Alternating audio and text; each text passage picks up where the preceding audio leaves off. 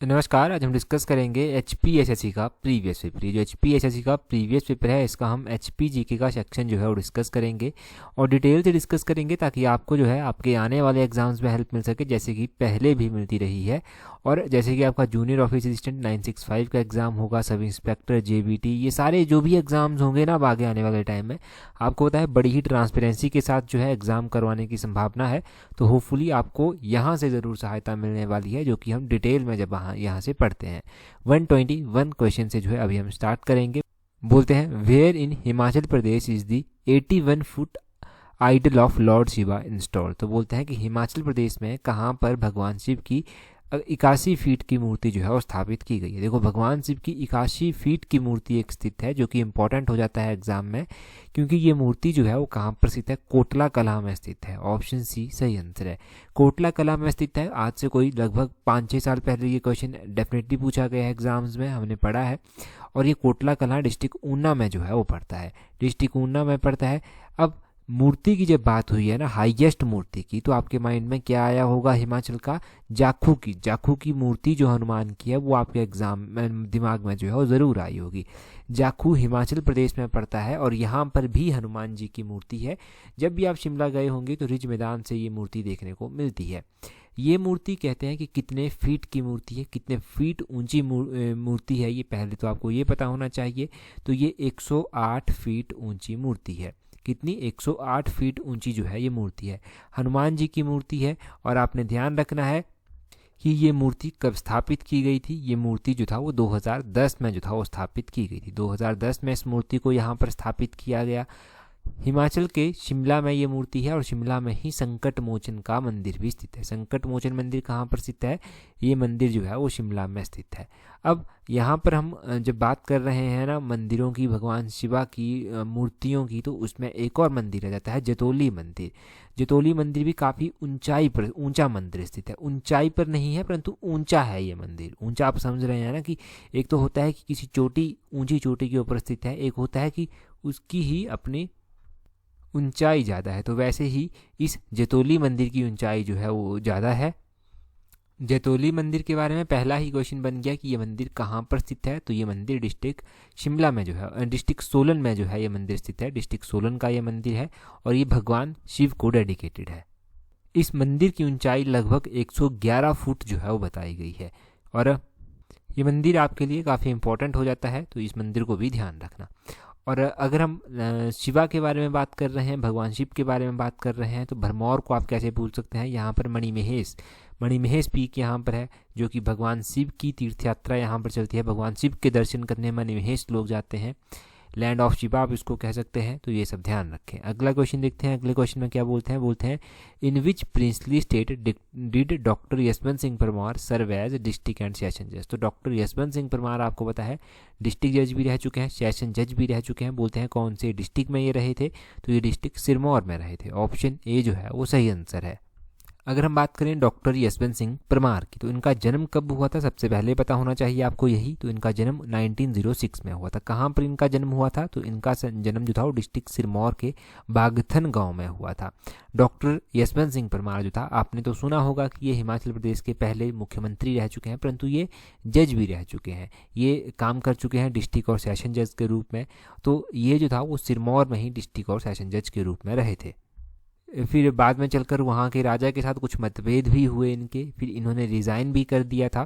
फिर बाद में चलकर जो था ये पॉलिटिक्स में जब आए, तो पॉलिटिक्स में आकर इन्होंने काफ़ी हिमाचल के लिए काम किया, क्योंकि इन्हीं को हिमाचल का आर्किटेक्ट भी कहा जाता है, हिमाचल का निर्माणकर्ता आप कह लीजिए कहा जाता है।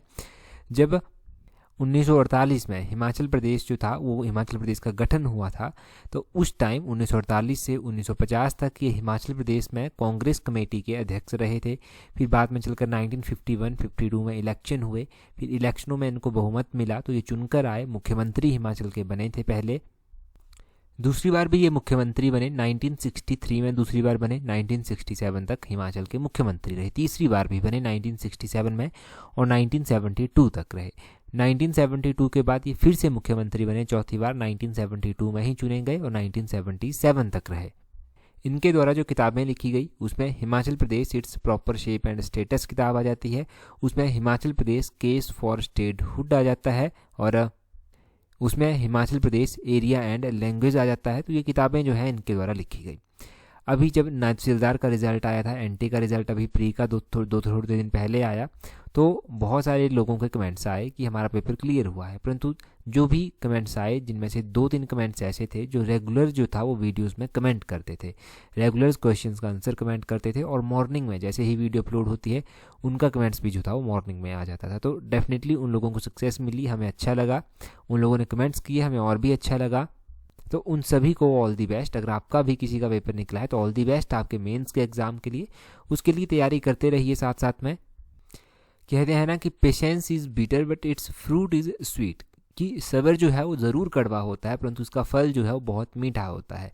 तो ये लोग भी काफ़ी सब्र से काम कर रहे थे।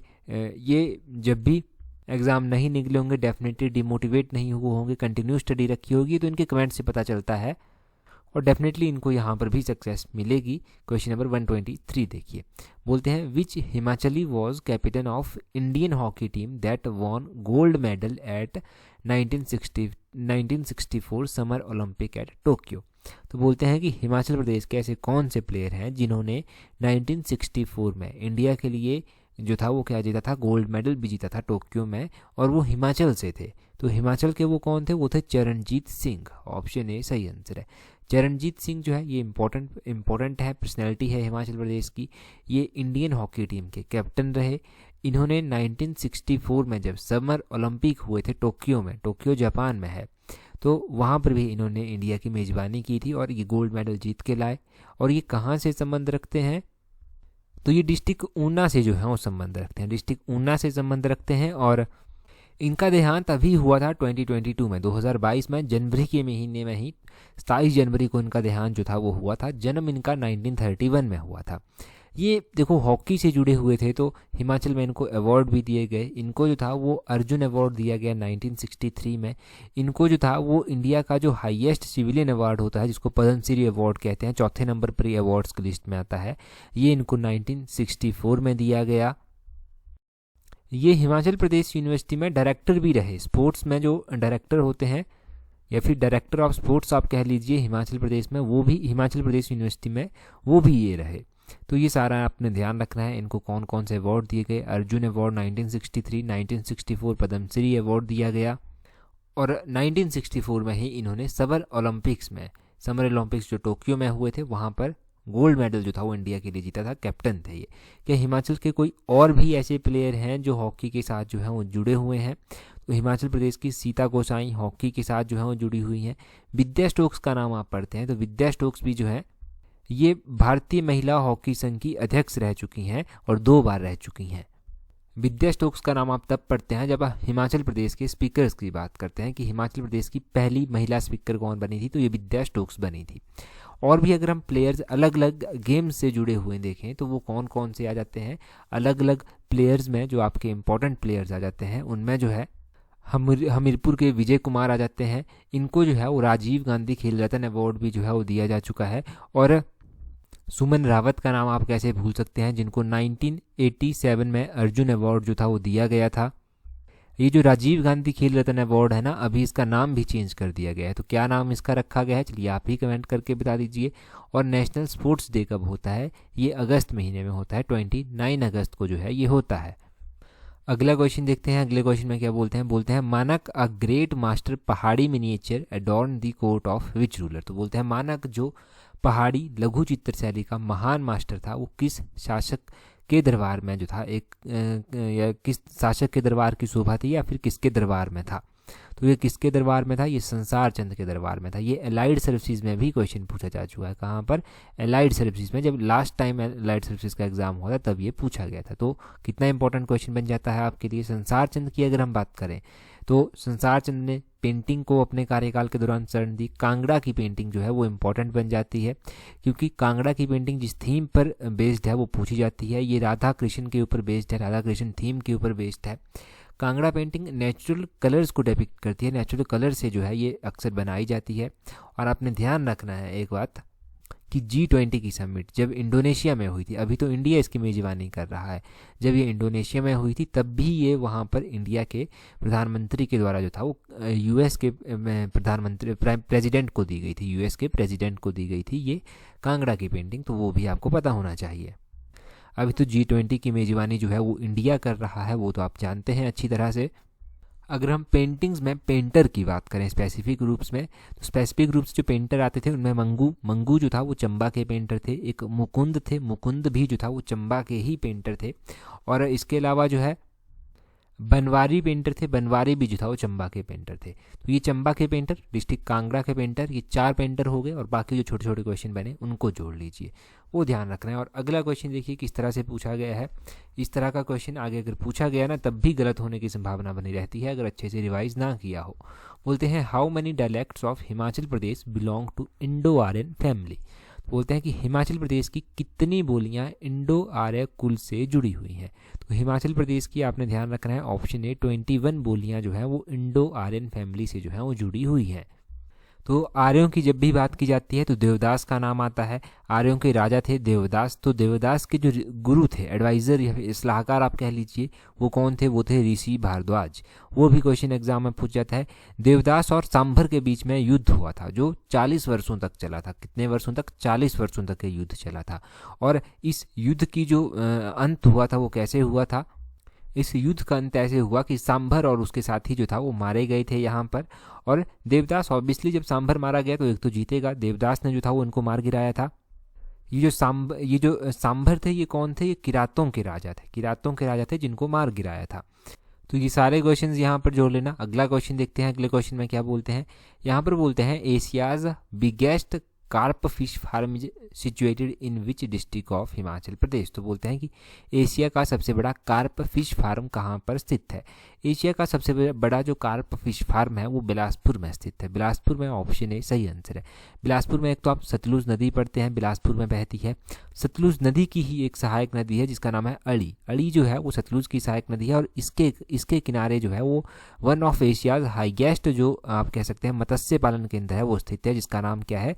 जो घाघस में स्थित है और जिसका नाम है Deoli fish farm. Deoli fish farm important fish farm है और one of the biggest fish farm है ये एशिया का भी, और इसको ध्यान रखिए। बिलासपुर में अड़ी खड्ड के किनारे स्थित है। घाघस में, बिलासपुर देओली घाघस में पड़ता है, साथ में ही है। क्वेश्चन पूछ सकते हैं कि बिलासपुर शहर कौन सी नदी के किनारे स्थित है। बिलासपुर शहर जो है वो सतलुज नदी के किनारे जो है वो स्थित है। और हिमाचल प्रदेश में जब मछली जल की रानी की बात आती है तो ये जो मछली है ये रानी तो है ही है जल की, परंतु किसी के जीव की रानी भी है, किसी के जीव पर भी टिकी हुई है कि कोई खाने में माहिर होता है। तो कौन कौन सी मछली की वेराइटीज़ हैं, मछली की किस्में आप कह सकते हैं जो हैं जो इम्पॉर्टेंट हैं, जिसमें कि कौन कौन सी? एक तो मशीर फिश आ जाती है, मशीर फिश इम्पॉर्टेंट है। ट्राउट फिश इम्पॉर्टेंट है। मिरर कार्प फिश है एक, वो भी इम्पॉर्टेंट है। और स्नो ट्राउट होती है, एक्जोटिक टाउट होती है। ये सारी टाउट्स की वेराइटीज़ भी हैं और मछली की वेराइटीज़ हैं अलग अलग, इनको तो ध्यान रखें ही रखें। अगर हिमाचल में हम बात करें कि टाउट मछली के फार्म कहाँ कहाँ पर स्थित हैं, तो टाउट मछली के फार्म जो है वो हिमाचल प्रदेश के कुल्लू में, पतलीकुल में जो है वो स्थित है, किन्नौर के सांगला में स्थित है, शिमला के धमवारी में स्थित है, चंबा के होली में स्थित है। बहुत सारे और भी नए नए फार्म होंगे यहाँ पर, परंतु ये वैरायटीज़ आप ज़रूर ध्यान रखना। शायद नायब तहसीलदार के मेंस के एग्ज़ाम में किसी टाइम क्वेश्चन पूछा गया था, जब मेंस का एग्ज़ाम जो था वो लिखने वाला नहीं होता, मतलब इस डिस्क्रिप्टिव नहीं होता था, इसमें सिर्फ क्वेश्चंस आते थे। जैसे सिंपल क्वेश्चन आ गया एशियाज़ बिगेस्ट फिश कार्प कहाँ पर है, तो उसका आंसर लिखना था आपको कि बिलासपुर में स्थित है, वैसे क्वेश्चन आते थे। अब तो खैर लिखने को आ जाएंगे, आपको ऐसे जो भी सिलेबस होगा उस हिसाब से जीके के क्वेश्चन आ जाएंगे। तो वो है 129 क्वेश्चन। देखिए आप क्या है, यहाँ पर बोलते हैं which pass is the gateway to Lahaul. तो कौन सा दर्रा लाहौल का एक प्रवेश द्वार आप कह सकते हैं, गेटवे है लाहौल के लिए। तो मैं रोहतांग दर्रे के बारे में आपको जब भी बताता हूँ तो मैं बताता हूँ कि ये दर्रा कुल्लू को लाहौल के साथ जोड़ता है और लाहौल के लिए एक गेटवे माना जाता है, ये लाहौल के लिए एक रास्ता माना जाता है। लाहौल को जाना हो तो ये दर्रा ये ऑब्वियसली क्रॉस करना पड़ेगा, इसको क्रॉस किए बिना नहीं जा सकते क्योंकि ये गेटवे है लाहौल के लिए। रोहतांग में जो रोहतांग का टनल है उसका नाम आपने सुना होगा, जिसका नाम अटल जी के नाम पर रख दिया गया है। पहले तो रोहतांग टनल कहते थे कि रोहतांग टनल बन रही है, फिर जब बन गई तो उसको अटल जी का नाम जो था वो दे दिया गया। अब रोहतांग के बारे में पता चल गया। बारालच्चा दर्रा ऑप्शन में दिया गया है। बारालच्चा दर्रा के बारे में आपने कब और कहाँ पर सुना है? तो ये दर्रा भी इम्पोर्टेंट दर्रा है, लाहौल स्पीति में स्थित है। यहाँ पर अलग अलग रास्ते आकर मिलते हैं, कोई रास्ता लद्दाख से आएगा, स्पीति से आएगा, लाहौल से आएगा, वहाँ पर आकर ये मिलते हैं। तो ये दर्रा इंपॉर्टेंट हो गया। छोबिया दर्रा भी इंपॉर्टेंट है। छोबिया दर्रा कहाँ पर स्थित है? छोबिया दर्रा के बारे में आप कब पढ़ते हैं? इसके बारे में आप पढ़ते हैं कि ये दर्रा जो है पांगी, लाहौल और भरमौर को जो है वो आपस में जोड़ता है। इसके बारे में आप ये पढ़ते हैं। कुगती ऑप्शन में दिया गया है। तो कुगती तो आपने बहुत बार रिवाइज किया है कि ये दर्रा लाहौल को भरमौर के साथ जोड़ता है। लाहौल को भरमौर के साथ और कौन दर्रा जोड़ता है? कालीचो दर्रा जोड़ता है। दुग्गी दर्रा लाहौल को भरमौर के साथ जोड़ता है। अगर हम बात करें लाहौल को जो है, लाहौल को स्पीति के साथ कौन कौन से दर्रे जोड़ देंगे? तो कुंजुम दर्रा मोस्ट इंपॉर्टेंट दर्रा यहाँ पर आता है।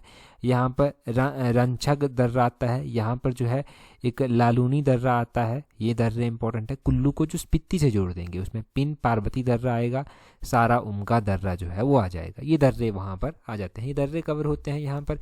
एनिमल दर्रा इंडिविजुअल दर्रा है। इंडिविजुअल डिस्ट्रिक्ट कुल्लू में जो है ये स्थित है। कुल्लू में जो है वो रसोल दर्रा भी स्थित है। तैंती दर्रा भी जो है वो कुल्लू में स्थित है। उसी तरह साच दर्रा चंबा में स्थित है। दराती दर्रा चंबा में स्थित है ना। ये दर्रे चंबा में स्थित है। अगला क्वेश्चन देखिए। अगला क्वेश्चन ट्रांसपोर्ट से रिलेटेड है, हिमाचल के। बोलते हैं नंगल उन्ना चरारू रेलवे लाइन इज अबाउट। तो बोलते हैं नंगल उन्ना और चरारू रेलवे लाइन जो है वो लगभग कितने किलोमीटर लंबी है? तो ये रेलवे लाइन जो है ना, ये इंपॉर्टेंट रेलवे लाइन है हिमाचल प्रदेश की, और ये जो है वो 33 किलोमीटर, कितनी 33 किलोमीटर लंबी है। ऑप्शन सी जो है वो सही आंसर हो जाएगा, है ना। अब क्वेश्चन किसी भी फॉर्म में आपसे पूछा जाए आपको कन्फ्यूजन नहीं होना चाहिए। इसका नाम भी पूरा दे दिया गया है, नंगल ऊना चरारू। अब आपने ध्यान रखना है कि हिमाचल प्रदेश में कौन कौन सी रेलवे लाइन है। हिमाचल प्रदेश में कालका शिमला रेलवे लाइन है जो कि यूनेस्को की हेरिटेज लिस्ट में भी शामिल है। वो कितने किलोमीटर है? 96 किलोमीटर की स्थित है। हिमाचल प्रदेश में पठानकोट जोगिंदरनगर रेलवे लाइन भी स्थित है जो 113 किलोमीटर जो है वो स्थित है। और एक आपकी ये आ जाती है जो कि 33 किलोमीटर है, जिसका नाम है नंगल ऊना और चरारू रेलवे लाइन। अगर और भी रेलवे लाइन की कोई बात करते हैं हिमाचल प्रदेश में, जब बन जाती है तब उसके बारे में पढ़ेंगे, वो भी इंपॉर्टेंट हो जाएगी। और कालका शिमला रेलवे लाइन को 2008 में किया गया था, यूनेस्को की हेरिटेज लिस्ट में शामिल, ध्यान रखना। अब ये नहीं भूलेगा आपको, डेली वीडियोस देखते हैं तो नहीं भूलता होगा आपको। अब ये आगे बोलते हैं which is the executing agency of Kol dam hydro electric project in Himachal Pradesh. तो बोलते हैं कॉल डैम जो कि हिमाचल प्रदेश में स्थित है उसको एग्जीक्यूट करने वाली एजेंसी जो है वो कौन सी है। देखो हिमाचल प्रदेश में जो परियोजनाएं हैं, खासकर कॉल डैम परियोजना हमने बहुत बार पढ़ा है। इस परियोजना को जो एजेंसी एग्जीक्यूट करती है उसका नाम है, तो इसको एनटीपीसी जो है वो एग्जीक्यूट करता है। ऑप्शन डी जो है वो सही आंसर है। एनटीपीसी का पूरा नाम है national thermal power corporation. NTPC का पूरा नाम पता चल गया, नेशनल थर्मल पावर कॉरपोरेशन जो है इसका पूरा नाम है। और ये एक इंपॉर्टेंट परियोजना है आपके लिए जब आप हिमाचल के एग्जाम की तैयारी करते हैं। अच्छा, क्या एनटीपीसी हिमाचल प्रदेश में और भी किसी प्रोजेक्ट को जो है वो एग्जीक्यूट करती है? एक तो कॉल डैम परियोजना हो गई, ये परियोजना 800 मेगावाट की है, डिस्ट्रिक्ट बिलासपुर में स्थित है, सतलुज नदी के ऊपर जो है वो बनी हुई है। तो मुख्य रूप से यही परियोजना है जिसको जो है ये एग्जीक्यूट करती है। और अच्छा, हिमाचल प्रदेश में आप BBMB क्या है? ये हिमाचल प्रदेश में भाखड़ा ब्यास मैनेजमेंट बोर्ड भी है। ये किस परियोजना को एग्जीक्यूट करता है? तो भाखड़ा डैम तो इसी के द्वारा एग्जीक्यूट किया जाएगा। ये सतलुज जल विद्युत निगम लिमिटेड भी है, ये क्या किसी को एग्जीक्यूट करता है? तो सतलुज जल विद्युत निगम लिमिटेड जो है ये बहुत इंपॉर्टेंट है हिमाचल के लिए। और ये किसको एग्जीक्यूट करता है? कौन सी परियोजना ऐसी है जिसको ये एग्जीक्यूट करता है? तो नाथपा जाखड़ी परियोजना आपकी हो गई। रामपुर में भी एक रामपुर नाम से परियोजना है, उसको भी ये एग्जीक्यूट करता है। धौला सिद्धा परियोजना जहाँ पर अभी कुछ मजदूरों की हत्या, मजदूर जो था वो बह गए थे, वहाँ उसको भी जो है ये सतलुज जल विद्युत निगम लिमिटेड ही जो है एग्जीक्यूट करता है। तो NHPC भी ऑप्शन में दिया गया है, क्या NHPC भी किसी परियोजना को एग्जीक्यूट करता है? तो NHPC चंबा की चमेरा परियोजना को एग्जीक्यूट करता है। चमेरा 1, चमेरा 2, चमेरा 3, ये तीनों परियोजनाएं इसी के द्वारा जो है वो एग्जीक्यूट की जाती हैं, ये ध्यान रखना। अगला क्वेश्चन बहुत ही आसान क्वेश्चन है, यहाँ पर बोलते हैं first Vidhan Sabha speaker of Himachal Pradesh was. तो हिमाचल प्रदेश के पहले विधानसभा स्पीकर जो हैं वो पूछे गए हैं। हिमाचल प्रदेश के जो पहले विधानसभा स्पीकर थे वो थे पंडित जयवंत राम। ऑप्शन ए जो है वो सही आंसर है। अब पंडित जयवंत राम हिमाचल प्रदेश विधानसभा के पहले स्पीकर थे, पहले अध्यक्ष थे। पहली महिला विधानसभा स्पीकर मैंने स्टार्टिंग में बताई थी, विद्या स्टोक्स थी, श्रीमती विद्या स्टोक्स, है ना, वो भी इंपॉर्टेंट है। और KL मेहता भी आपने कहीं पर पढ़ा है। ये KL मेहता कौन थे? ये हिमाचल प्रदेश के पहले चीफ सेक्रेटरी थे। एक एनसी मेहता आते हैं। एनसी मेहता हिमाचल प्रदेश के पहले चीफ कमिश्नर थे। हिमाचल प्रदेश के पहले लेफ्टिनेंट गवर्नर मेजर जनरल हिम्मत सिंह थे। हिमाचल प्रदेश के जो पहले गवर्नर थे वो श्री एस चक्रवर्ती थे। हिमाचल प्रदेश के जो पहले चीफ जस्टिस थे वो थे जस्टिस मिर्जा हिमदुल्ला बेग। और पहले चीफ मिनिस्टर तो आपको पता ही है कि पहले चीफ मिनिस्टर कौन थे। प्रेजेंट टाइम में चीफ मिनिस्टर कौन है वो भी आपको पता है। प्रेजेंट टाइम में गवर्नर कौन है, राजेंद्र विश्वनाथ आर्लेकर जो है वो गवर्नर है। प्रोटम स्पीकर किसको बनाया गया है हिमाचल प्रदेश का अभी हाल फिलहाल में, वो कमेंट करके उनका नाम आप चाहे बता दीजिए। थोड़े टाइम के लिए इंपॉर्टेंट है परंतु इंपॉर्टेंट है, ज़्यादा लंबे टाइम तक के लिए इंपॉर्टेंट नहीं रहेगा। थोड़े टाइम तक के लिए, 1 साल तक की परीक्षाओं के लिए मान के चलिए इंपॉर्टेंट है। प्रोटम स्पीकर जो अभी बने हैं उनका नाम जल्दी से कमेंट करके बता दीजिए। अगर आपने टेलीग्राम पर अभी तक हमें फॉलो नहीं किया है, ज्वाइन नहीं किया है, तो ज्वाइन कर लीजिए। टेलीग्राम पर ज्वाइन करने के लिए अपना टेलीग्राम ओपन करना, वहाँ से इस तरह से सर्च करना @allexam31। आपको हमारा टेलीग्राम चैनल मिल जाएगा। टेलीग्राम पर चाहे कोई HPSSC से रिलेटेड इन्फॉर्मेशन है, कोई और भी इन्फॉर्मेशन है, वो सारी मैं टेलीग्राम पर आजकल आपको दे रहा हूँ। टेलीग्राम के अलावा फेसबुक और इंस्टाग्राम पर भी आजकल आपको अलग अलग इन्फॉर्मेशन जो है वो दे रहा हूँ, ताकि आप लोग अपडेट रह सकें और आपको भी थोड़ा सा हेल्प मिल सके कहीं ना कहीं से। और जो भी वैकेंसीज निकलती है ना वो टेलीग्राम और यूट्यूब पर सबसे पहले हम आपको बता देते हैं, ताकि आपको कोई भी परेशानी ना हो हिमाचल के एग्जाम पॉइंट ऑफ व्यू से। तो इस वीडियो में इतना ही काफ़ी है। ज्वाइन कर लीजिए इन सभी प्लेटफॉर्म पर सर, अगर अभी तक नहीं किया है। तो that's all for today. Thank you very much for watching and listening it very patiently.